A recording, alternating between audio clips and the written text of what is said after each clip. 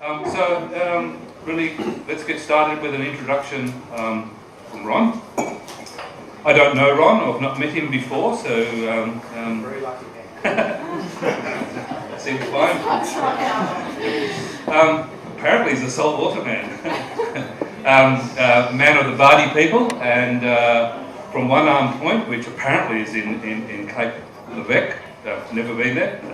But he apparently grew up in Yamaji country around Geraldton, so a very interesting kind of background.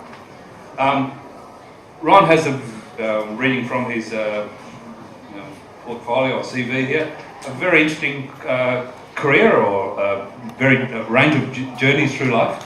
An electrician, the member of the Defence Forces. He studied veterinary science and then settled for youth work, and then suicide prevention in remote communities, which I can only assume is an incredibly difficult and challenging job, but we'd all have to agree tremendously important. Ron spent around 9 years with Artsource in Fremantle, and he now does a lot of storytelling, I believe, and makes lots of things out of timber. Is that correct? That's right. There you go. So he's an operations manager for Urban Indigenous, and what can one say? Lots and lots of involvement in the arts and in Indigenous culture, and of all the things I just mentioned, a very rich and I imagine very rewarding life. So I'm very fascinated to know what Ron has to say. I haven't met him before, but fully appreciate Marie's judgment and the team's judgment. So very much looking forward to Ron's presentation as an opener. Ron. Thank you.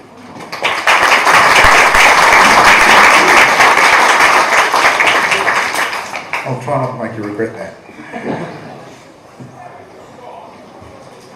Just quietly packing myself up here because this is my first official engagement since leaving Artsource. I can take that hat off. Woohoo!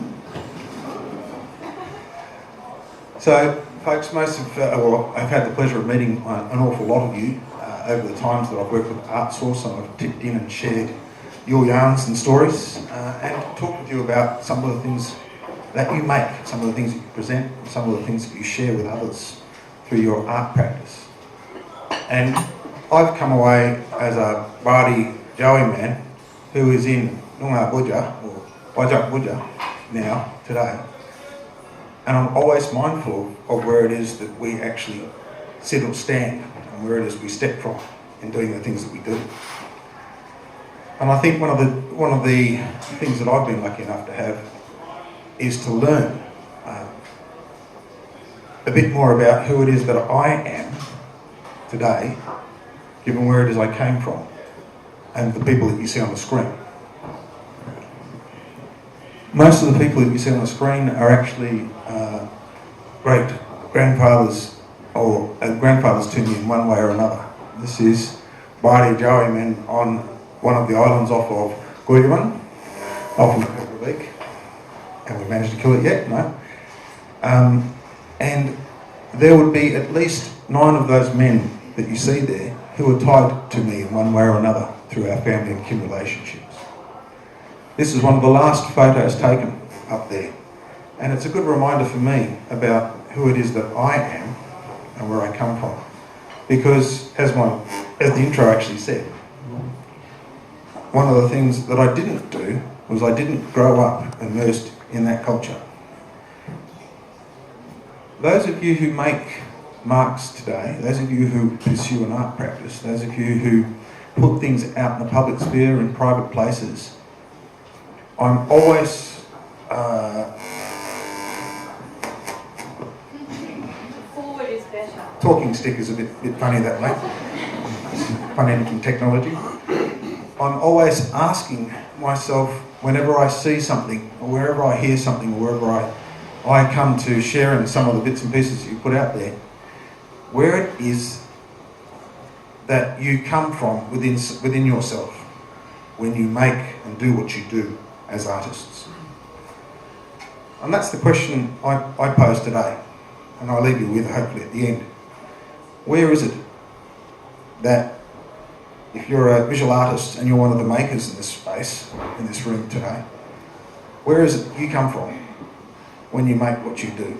Deep down inside of your, down here, under here is what we call our liang. In Bali, this is our centre of being.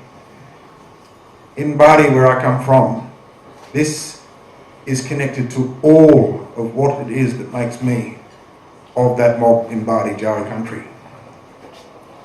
And we cheat because someone's told us this and has done so for thousands of years. So even though the way in which I ended up growing up in Geraldton might have separated me from what was going on in Bali country, I was lucky enough to still know what this place is in here and how it's connected to country and why it's important. And I'm wondering whether that's a question for those of you who actually make what you make, and whether that's relevant to the space that you're generating art in today.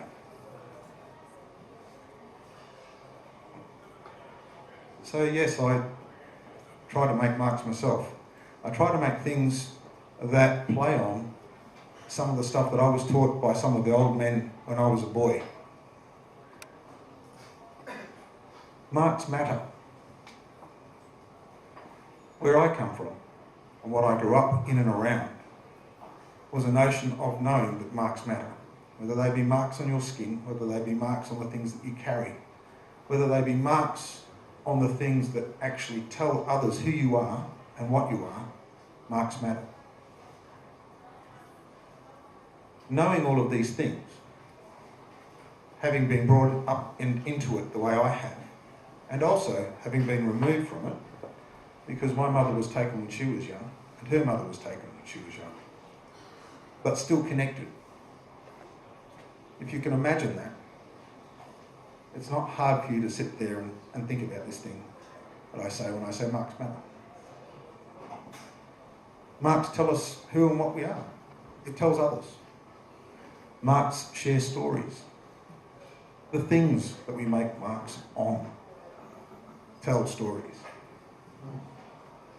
Whether we are out there bending and scraping and shaping natural things to our will and then leaving a mark for others to see, marks matter. This is a pearl shell that's been carved, hand carved. It's a very old pearl shell, and the men would wear these pearl shells as part of their initiation into the senior levels of becoming men in Bali Jawi law for men. Now, you had to go through a whole pile of business before you got to this place, and then you had to actually be the one that carried and had the dream that told you the mark that you would make on these shells when you carved them and then marked them. These shells are called rigi, and the marks you see often on them are lines, often to represent lightning or the bringing of the water of the rain. And these things matter to Bali people as saltwater people in the country that they're on. But these shells actually have connections to the stories that are down here. These shells are said to be the scales of the rainbow serpent as it travelled up and down the coast and made water. Marks matter. Materials that we choose matter.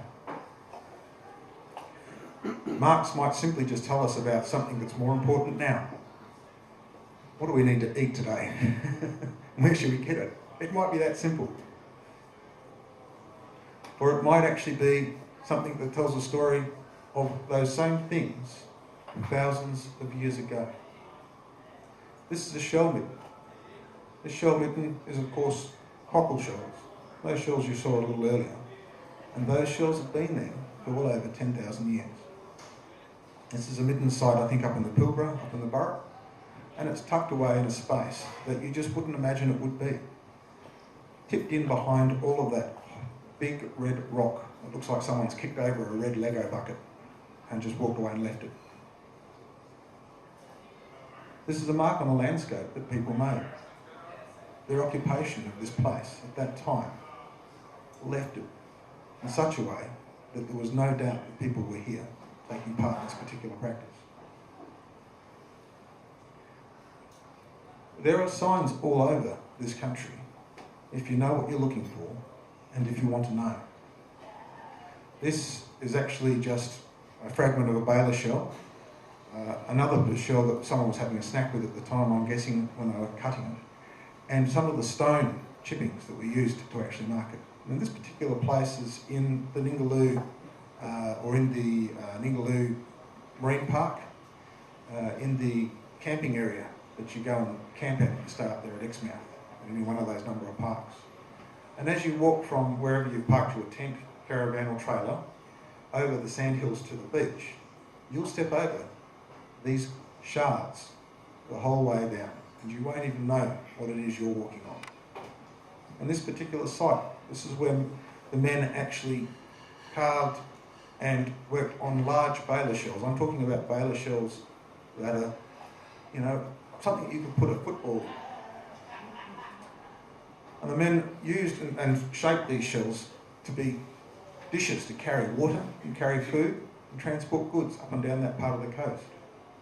Now, if you're talking about Ningaloo, and you're talking about Kalenjin people actually now, Kalenjin people are in around that region, have not occupied that area down on the coast for a very, very long time. They haven't been there, as far as they know, for thousands of years. Now, the popular story says that what happened was a tsunami came and wiped out many of the coastal people living on that part, and all of the people up and left moved inland and moved north and south with Exmouth, never to come back again. These are signs of the people and the places that they occupied then. And so there's a lot of things left behind that tell us about where it is that we actually live today, where it is we make our marks today. And then there's Blair. And sometimes marks are as simple as that. In my mind, marks are made today, marks were made yesterday, and marks will be made tomorrow. And I'm wondering where it is that you sit in the marks that you make. I figured out where Blair sat, probably in that chair, but I'm still gobsmacked that Blair had the time, but there you go.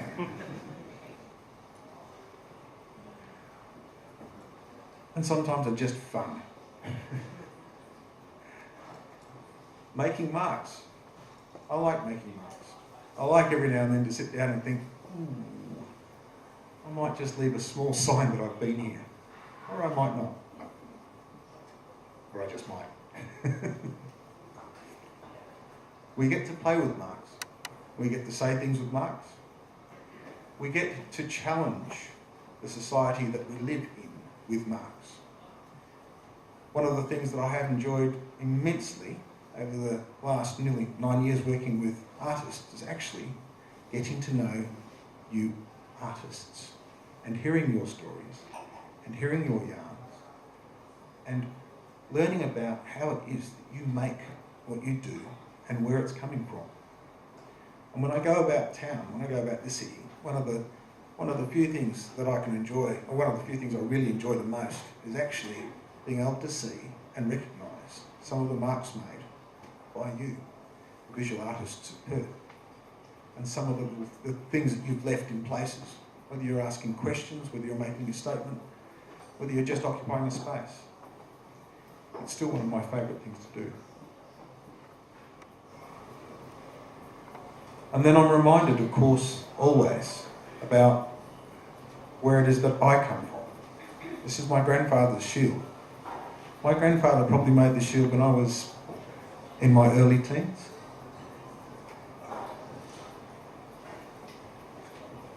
Marks matter. I have this shield and I take it out and I actually introduce it to the kids that I go out and meet in schools today in my new job, where I actually just go out and offer other people the opportunity to learn about marks, why they matter, and the people who make them.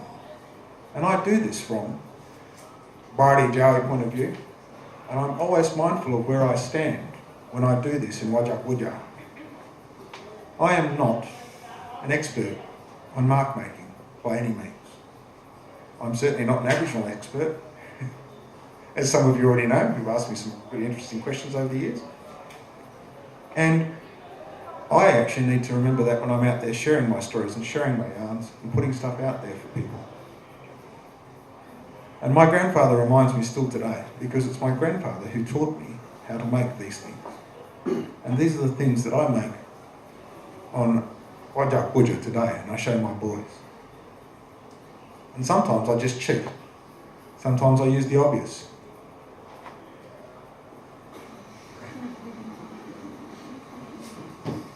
Again, some marks are really well embedded and deeply ingrained and connected to things that are so far beyond and past us, and some marks aren't. There isn't one art source person or artist in this town that doesn't recognise me in these damn shirts. And you'd be surprised how easy it is to hide once I take them off. So what we see matters. And whether it's there for a long time or a short time, or whether it's well embedded and well ingrained, matters. Now I was talking to you about the Burrup Peninsula. I mean, if you've been to the Burrup, you'll understand what I mean when I say that it looks like someone's kicked over a great big bucket of red Lego and it's just all over the shop. At any given time of the day, when that sun is passing east to west over that range, over that peninsula, there are no end to the number of artworks and markings that are actually highlighted as that sun moves across that landscape. You could quite easily sit in one space and in the course of a day see more artworks and markings than you have ever seen out of this Australian landscape. There are markings there that have been made for a particular purpose, and they tell people things about the place you're visiting. There are markings there that are actually just reminiscing, thankfully cataloguing and archiving some of the animals that once lived there, and you can actually see that when you go and visit that space. There are markings there that offer really serious warnings. There are markings there when you're sung into that country and you're actually talked to, now the Ngunnawal people as the custodians for the place. They tell you that this is an important place. You have to be brought into it by being sung in safely and sung out. When you're sung into these places, you're grounded into something that is older than any of us could possibly ever begin to imagine. That hunk of rock up there has a timeline that is so long, we're not even a dot on it. And when you actually look at the markings, and some of them are quite interesting in the sense that we've got that broad range. We've got markings where people have just practiced doing things, and it looks like at times you can go to a certain place and go, all right, so that has this meaning, that has this meaning, this is telling you that, that's doing that. Someone was just doodling over here. Chip, chip, chip, just making marks because they could make marks. This country has all manners of materials that people drew upon to make their marks. White ochre, the white ochre mines and around this place, and the ochre that's actually sung and located by old people who know these locations, has been traded for thousands of years. This place in Eridu, hidden behind Geraldton of all things, in the wheat and sheep cattle, the wheat and sheep farming areas at the back there. If you've been to Ellendale Pool at the back of Geraldton, then you're not far from this place.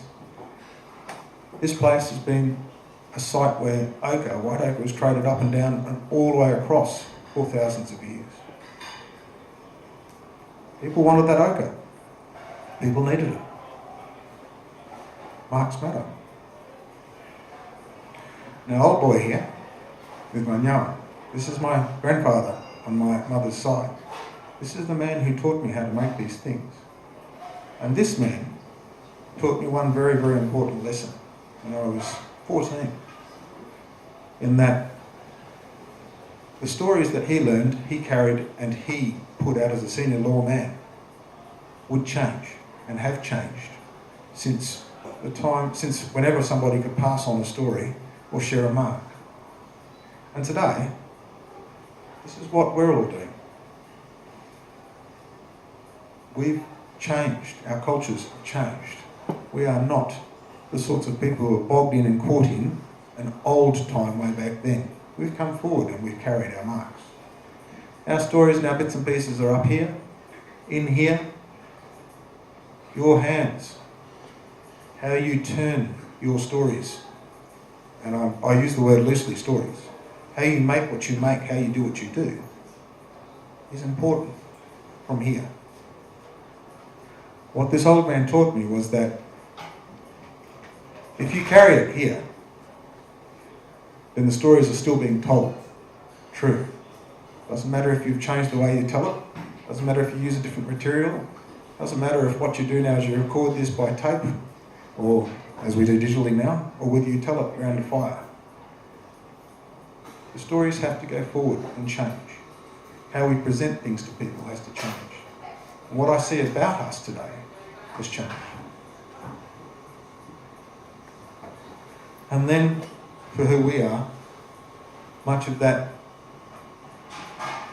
almost doesn't change. This is one of my nephews. He is ready to tell or do the dance of the Ilmas. And Ilmas, where I come from, are the story songs that are danced with handheld totems out in front of all of the family.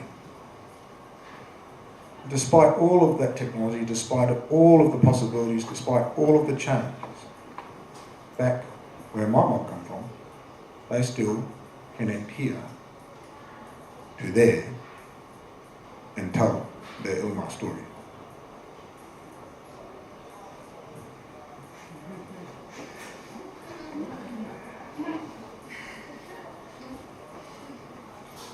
And perhaps that's just me being cheeky. Because whoever you are, whatever you do, however you share it, as visual artists today, out there in the public sphere, that is important. And what I want to know, and what I'm curious to see, is where that comes from in here, and how that connects you to the place that you find yourself in today. Thank you.